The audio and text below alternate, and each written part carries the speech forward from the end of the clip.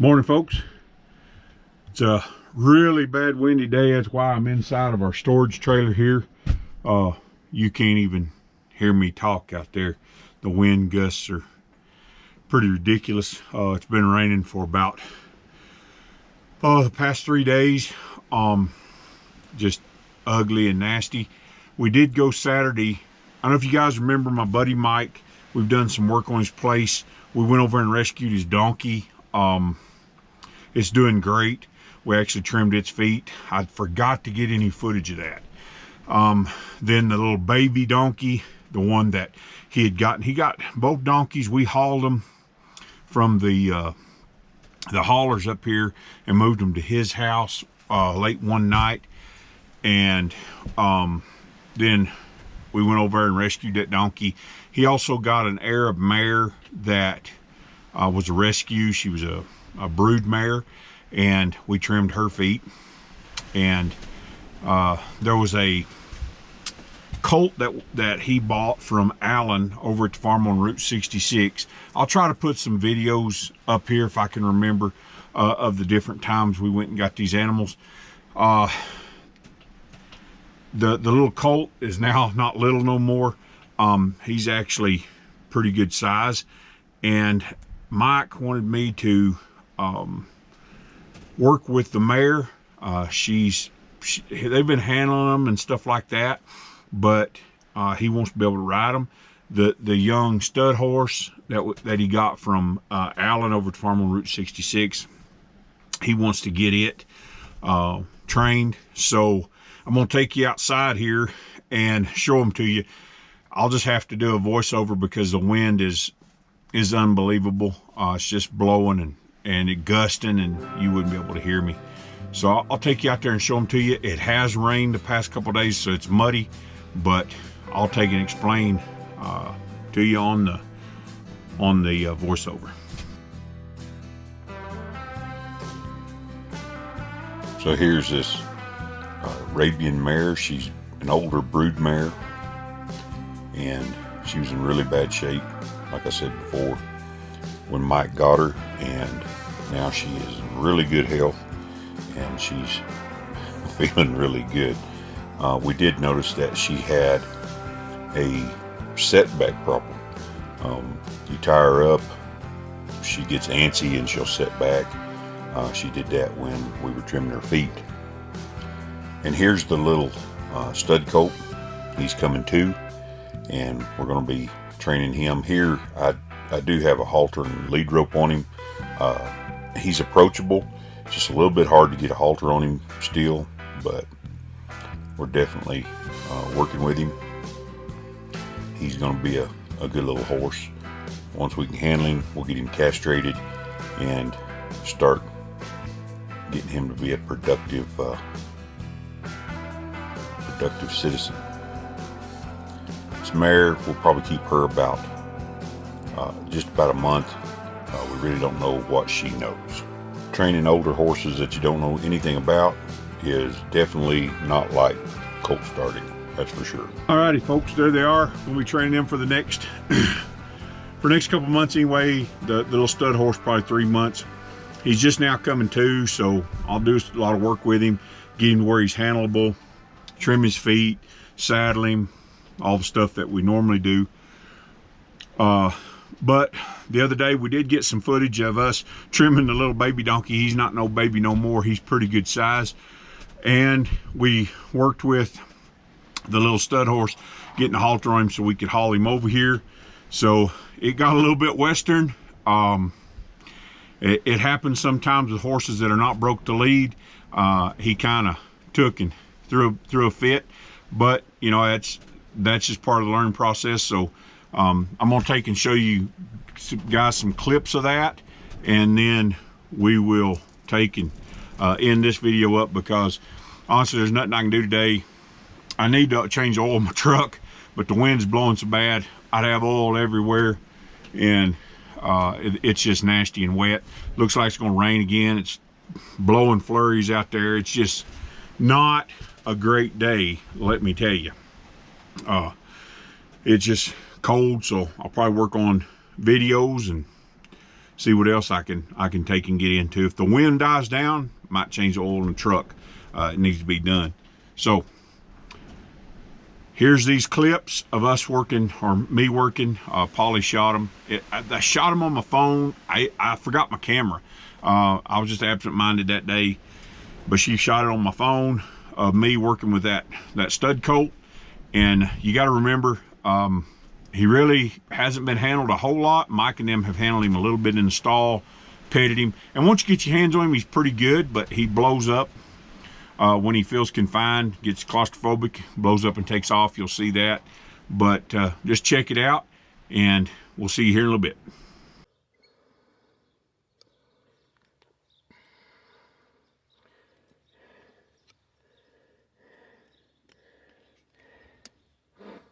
Little baby's first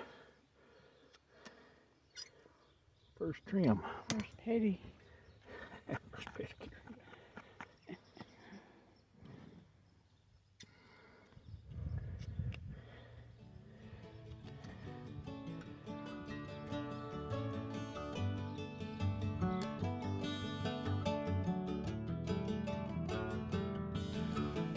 This was just after I had roped him. He got a little bit western, and Polly wasn't filming yet. Like I say, in the round penner and even in a stall, he's approachable, but he gets claustrophobic if you get up around his eyes and his ears, which is understandable. And I roped him so I could get a halter on him, which is a little bit of a challenge, which you'll see. But I want to talk about the ropes I use, and not all ropes are made the same, that's for sure. I use a 5/8 inch rope, which is a little bit thicker rope, and it keeps from choking the horse. I also use what I call a hard hondo. The hondo is the little loop at the end of the rope, and if you use a soft hondo, it will close up. So when you pull on it, it'll close up, and a lot of times you'll end up choking a horse. As soon as I let off the pressure on this rope, a hard hondo keeps its shape, and it allows the rope to loosen right away, and that way the horse doesn't get choked or get bound up and continue to choke when I let the pressure off of the rope right here. So the ropes you use are really important. They're like any other tool. I have ropes for different things, and when I'm handling a young horse, I use these. They're a soft rope, but the hondo is a hard hondo, and the rope is a solid core rope. It's not a twisted rope. Twisted ropes tend to burn. They'll burn your hands more. They'll rope burn the horse if they get tangled in them. So just getting a rope off the shelf to go handle horses is not a good idea. Make sure that you know what you're buying. I've had some of these ropes for years, and you can see there he got kind of claustrophobic about that halter being up there around his ears. And you know, he was never broke the lead. Alan over at the farm on Route 66 put him in a chute, got a halter on him, and we hauled him over to Mike's, and they had him in a stall for a while and just worked him in the stall just to get him to come to him and pet him, and he'll do that, but he wasn't really desensitized around his head. As you can see, he flipped that rope. He gets a little western, and that's just part of the learning process. It's just something you gotta take and deal with. And by now he's a big coming 2-year-old, so a little bit more of a challenge than if he'd have been broke the lead as a weanling. If he'd have been taught to give the pressure as a weanling. but he's doing pretty good. And he was already a pretty good sized colt when we picked him up from Allen. So getting a rope halter on him here. You can see right there by his eye, he's still not too sure about it. But like I say, it's all part of the process. And when you get one this big, you get them up this age, and they haven't been taught just the basics, that it's okay for me to touch them on their head, it's okay, you know, for stuff to be up around their eyes and ears, then, you know, it's always a little bit more of a challenge. You just got to stick with them. So here we have, I did get the halter tied on him. I cut the footage because it's just back and forth, him doing the same things, and that kind of gets old, and you know, running from me. And finally I got him to where he's not as worried about it. So here I'm trying to put this rope up over his head, so I'm trying to work with him here a little bit, just getting him used to it. I never let a good opportunity go to waste, so I'm just picking that rope up and trying to get him used to it. He ain't having much of it.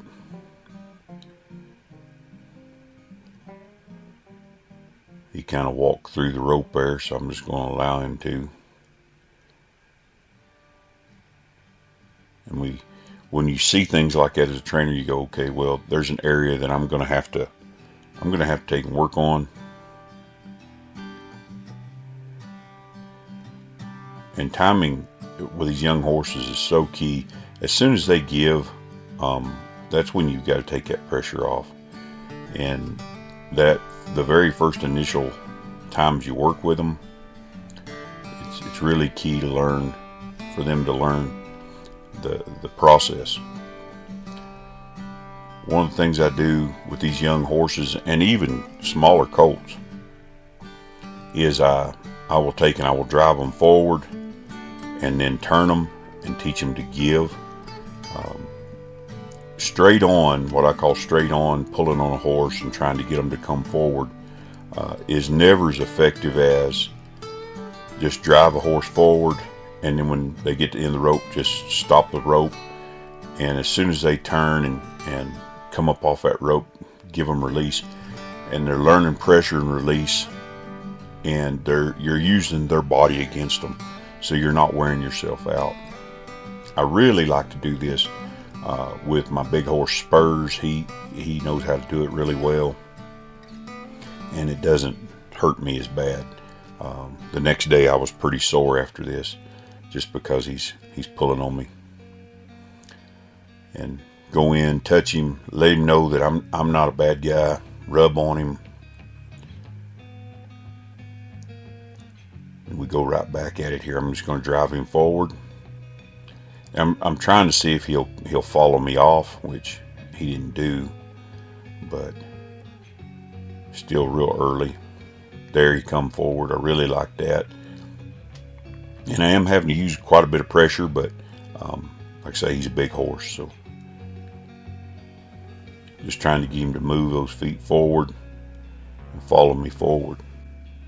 And most of the time, if I can just get them to come forward kind of nice, then I'll just quit them. After this, we did get him in a horse trailer, tied him up in a horse trailer. He did really good all the way home. The mare actually sat back in the trailer from being tied up. She got antsy and sat back, and he was fine. He just stood there and didn't do anything. So really good mind on a horse. I just continue to try to get him to come forward and follow me, and getting a little bit of progress. I'm still having to really pull on him. These colts can be, there you come forward. These colts can be pretty persistent in their refusal of doing what you want. You just got to be more persistent. Patience, persistence, and consistency the foundation of horse training. And finally get him to come forward pretty good. Getting some forward movement out of him there. He came forward really nice. So that's where I'm going to quit him. Okay, folks. That's the starting of us getting this little horse trained, getting the mare trained. So I'll take you guys along with that. Probably gonna do a lot of voiceover. This time of year we get a lot of wind. It's just insane how much wind we get. It shakes everything, and you wouldn't be able to hear me anyway. So I'll probably do a bunch of footage and do voiceovers. Sorry we can't get better audio, but it's just too windy. That's just this time of year in this country. It'll be this way probably until May. There'll be some good days where we can get some good footage, and I can kind of explain what I'm doing while I'm doing it. But until then, I'll get you some voiceover with some footage, and we will get these horses trained. It's warming up, but March has given us one last hurrah. It has snowed here in May, so I'm not holding out for it to be warm right away. But next week it's supposed to be in the 60s, so hopefully we can get out and get some of the stuff done where it's not muddy, not wet, and not as bad. So until next time, remember, be excellent in what is good and be innocent of evil. We'll see you later.